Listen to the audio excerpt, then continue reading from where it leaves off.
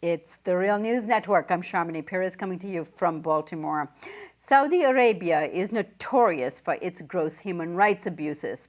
According to a world report from Human Rights Watch, the Saudi regime is systematically engaged in torture of prisoners, including children, and it committed politically motivated executions and imprisoned many political dissidents doing peaceful political activities. In the last year, the Saudi regime has launched an intervention into neighboring Yemen at the behest of the current regime in a move that has been seen as pushback against the spirit of Arab Spring.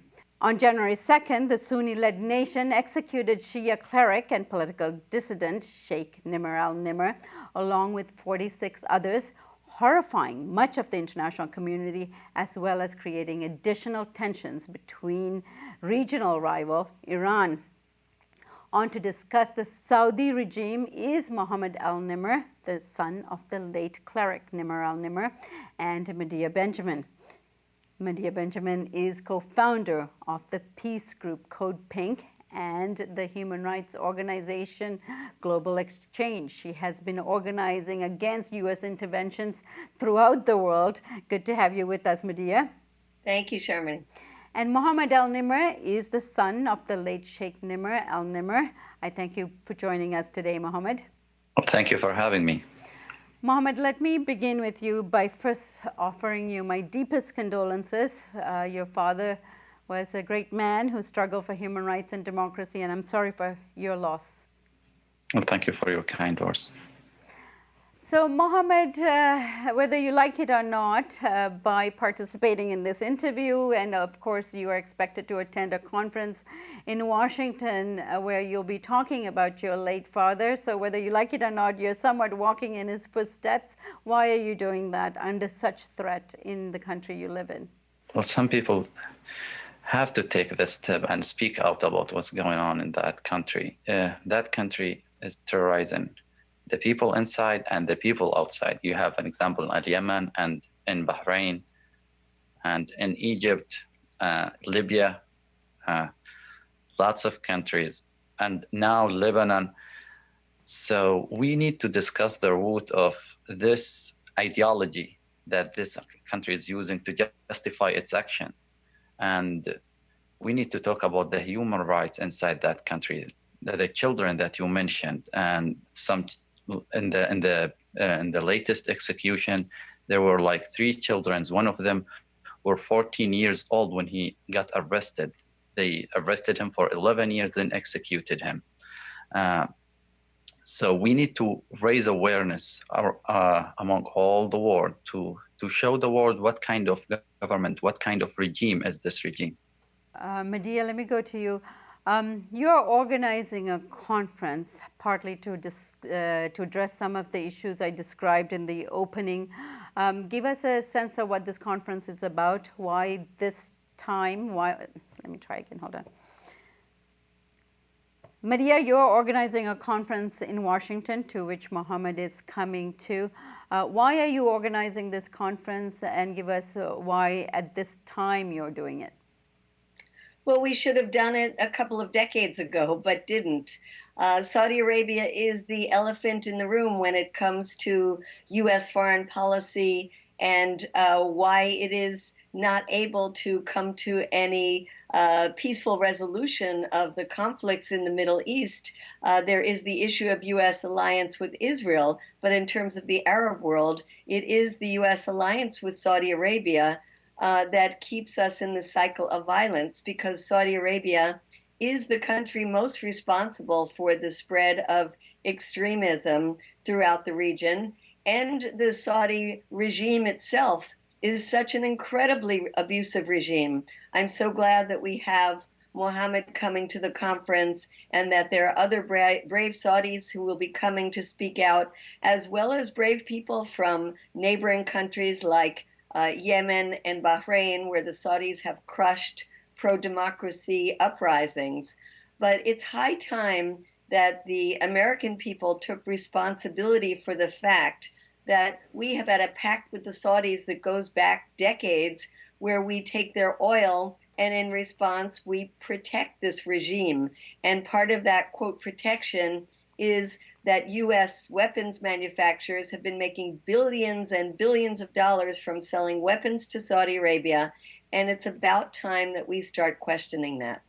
Medea, in terms of arms sales to Saudi Arabia, which is I guess the biggest attraction in terms of not only the United States, but Canada and other developed nations have an affinity with, because the arms lobby is so great, as you have mentioned. Give us a sense of how large this industry is and what's at stake for the arms industry and those countries that are selling arms to Saudi Arabia. The US sales to Saudi Arabia between 2010 and 2015 have been the largest weapon sales in the history of humankind, over $90 billion. This is something that is feeding the military-industrial complex in the United States. They push heavily for the State Department to not look at the human rights abuses and instead give the approval for these weapon sales, which the State Department has done. And in the other countries, there is a huge debate going on now. In Canada, with the new Prime Minister Trudeau, in Germany, there have been some cutoffs of weapon sales already. Sweden, this has been brought up and caused a great furor in the UK. And in fact, for the European Union as a whole, on February 25th, there will be a vote about whether the Europeans should cut off weapons sales. So in other countries, there is a tremendous discussion going on, and there is so little of the questioning here in the United States. And that's one of the reasons why we need to come together at this conference on March 5th and 6th in Washington, D.C., and create some campaigns that will put pressure on our own government to question this relationship. Now, Mohammed, many in the U.S. who are critics of foreign policy says that Saudi Arabia is more or less an extension of U.S. foreign policy in the region. However, people in the region also talk about the rise of the Saudi imperialism in the region as a grave problem in the region, because they're not a consultative collaborating force. They're mainly interested in their rivalry with Iran. How is that being received on the ground in Saudi Arabia? Are people aware and conscious of this kind of dichotomy? If you want to talk about the alignment between the Saudi Arabia and United States and their involvement in the crime, United States as a government has an interest in the Arabian Peninsula, and that's one of their policy. They're supporting this regime because they're seeing this regime as one of the stablest regime in the Arabian Peninsula. But that's not true.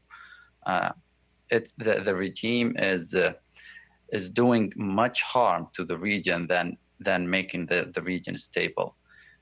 What the United States government need to understand about this issue, and what the people need to understand, it's not about 4 years or 8 years time for a government to come here and gain as much as he can of an interest from that place. It's about a long-term interest, and if they are thinking about a long-term interest, they should not support a region who's spreading terrorists and terrorizing his neighbors. For example, you can go back to 9/11, and it's not a coincidence that 15 people in that attack were from Saudi Arabia. There is a fundamental problem in the education system in that country, and United States is turning a blind eye for that problem, and that's the cause. Like all the interest that the United States gain from that country along the time, it's not worth the life of the people who's getting killed or who's dying because of the terrorists that ideology is creating. And Mohammed, are there a critical mass of people that are organizing in Saudi Arabia to shed greater light on what's happening in Saudi Arabia, like that of your father? Actually, that's not an option inside Saudi Arabia. It's the government is basically either killing or putting these people in prison. Like my father is always asking people to be peaceful, and he was always asking people to demand the right in the most peaceful way, even without even throwing rocks on the police riot. But the government would not tolerate any kind of difference that could create a pressure to be more just to people, or to treat people with most kind way, with a more kind way, and human rights treatment. So that's a problem. Medea, you've been trying to organize this conference for a few months now, and I understand you've come under some pressure in terms of the guests you're inviting by the Saudis. Tell us more about that. Well, first, let me say that we invited people from the Saudi embassy to come speak, just as we invited people from the U.S. State Department and the administration. None of them were willing to come and speak.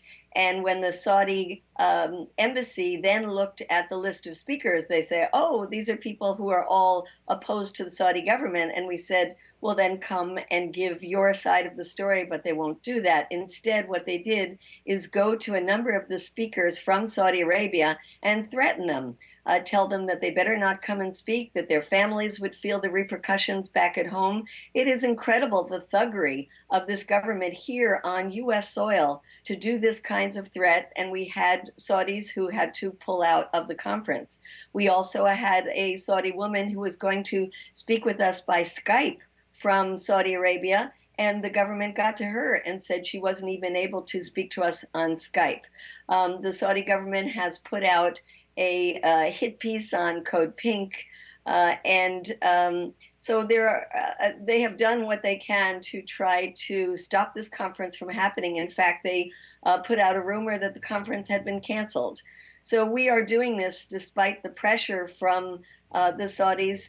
And I really want to thank the people from Saudi Arabia who are standing up to this pressure, the journalists who are coming, the Saudi lawyers who are speaking, because they run great risks just by speaking out in an open forum here in Washington, D.C. about the abuses of their government. And give us a sense of what the conference is going to tackle, the dates of the conference and so on.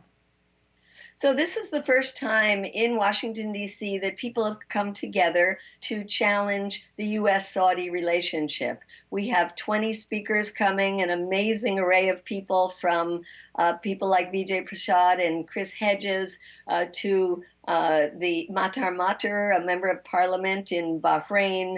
The activists from Yemen will be there. We have not only a great group of speakers, but people who have done reports from Amnesty International, Human Rights Watch, who will talk about their findings.